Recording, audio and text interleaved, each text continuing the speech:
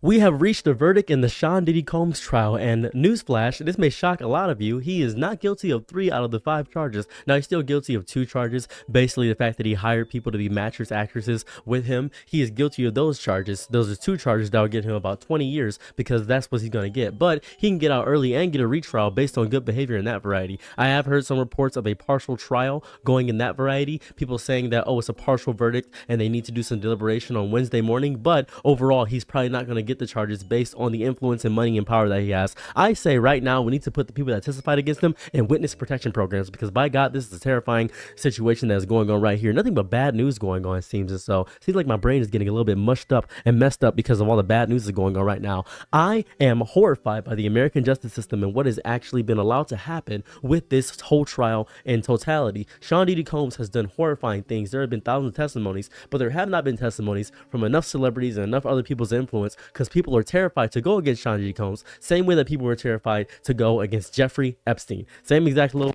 thing in that variety. People aren't actively being as serious as they should, and when something doesn't get a lot of national news attention, people don't really care about it. People don't really talk about it. Trials take a long time. This is what happens, but we reached a verdict on it, and the most he's going to get is 20 years, and he's probably going to get out a little bit early based on good behavior, and that's a little bit of an issue. Having an unbiased jury is almost nearly impossible when it comes to a situation like this, and this is terrifying. I am disgusted by the actual degeneracy that is being allowed in this nonsense. It is I watched most of the trial. I watched about 70% of the trial, and from what I've seen, it was horrifying to witness that people, especially in all of her family, the people that are affected by the actual misconduct and mishandling of what's happening here, it feels stupid. I'm not sure how the jury could even get nonsense with that way. They probably aren't actually seeing the online diaspora and stuff of that variety, not getting influence, which is fair because as a jury member, you're not supposed to be doing that. But anybody that testified against Diddy, they need to be protected at all costs because this is horrifying, it's terrifying,